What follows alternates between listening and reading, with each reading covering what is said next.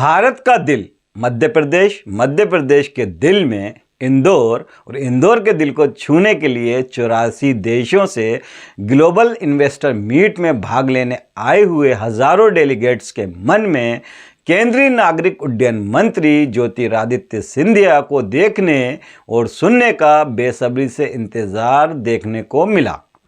Global investor meet के आखिरी दिन सिंधिया छाए रहे। नमस्कार, आप देख रहे हैं नारद मुनि लाइव और मैं हूं आपके साथ जुबैर कुरैशी। इन्वेस्टर मीट में सिंधिया के छाने का कारण ये नहीं है कि वे केंद्रीय मंत्री हैं, बल्कि इसका कारण यह है कि प्रधानमंत्री नरेंद्र मोदी के मंत्रिमंडल में मध्य प्रदेश के एक सर्वमान्य युवा चेहरे के रूप में ज्योतिरादित्य सिंधिया को अंतर्राष्ट्रीय स्तर पर समय से ज़्यादा जाना जा रहा है। देखिए नारद मुनि की ये रिपोर्ट।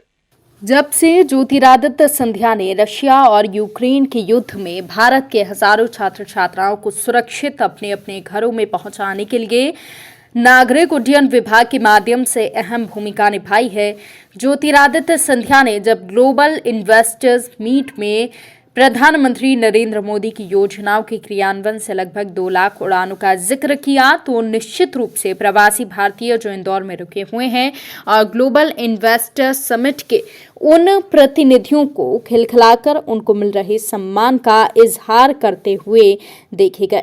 सिंधिया ने ग्लोबल इन्वेस्टर समिट में इस मुद्दे पर डेलीगेट्स को आकर्षित किया है। सिंधिया ने पहले ही देश को बता दिया है कि विमानन उद्योग का लोकतंत्रीकरण किया जा चुका है और यात्रियों को इंदौर तक पहुंचाने में, उन्हें हॉस्पिटैलिटी देने में और बेहतर बिहेवियर का वातावरण उपलब्ध कराने में कोई कसर नहीं छोड़ी है। जहां तक मध्य प्रदेश में वायु सेवाओं का सवाल है, तो सिंधिया पूरी तैयारी से ग्लोबल इन्वेस्टर्स समिट में शामिल हुए।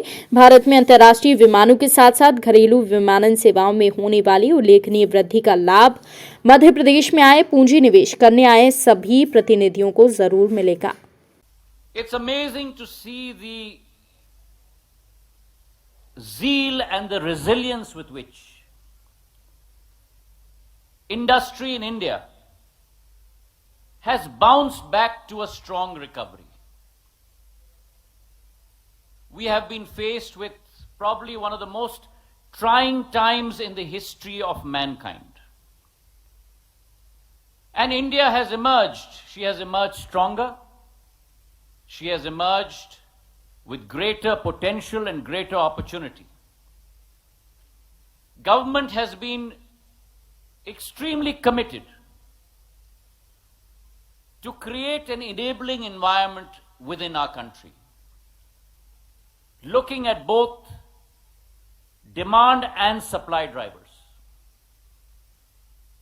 The Prime Minister was very clear and very forthright when through this period of the pandemic, over the last 2 or 3 years, he said we must steer the course. We must keep on course with investment and with growth. And as a result of which, under the leadership of Prime Minister Narendra Modi ji, today India is experiencing the highest growth rate in the world that has ever been experienced today. When we talk about demand and supply drivers, on the demand side, we are looking at easing the ways to do business, concentrating on logistics, enabling manufacturing, and most importantly, capacity building. मानव संसाधन की श्रृंखला को बढ़ाने का कार्य प्रधानमंत्री जी कर रहे हैं। बता दें कि ज्योतिरादित्य सिंधिया के केंद्र में नागरिक उड्डयन मंत्री बनने के बाद मध्य प्रदेश में पहली बार नागरिक उड्डयन विभाग आर्थिक विकास के पहियों के साथ जुड़ चुका है।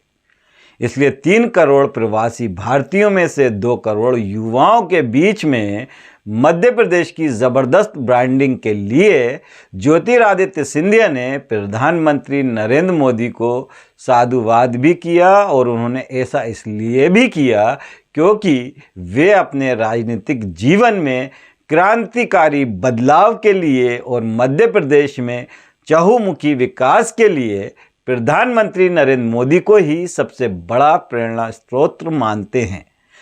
नमस्कार, जय हिंद।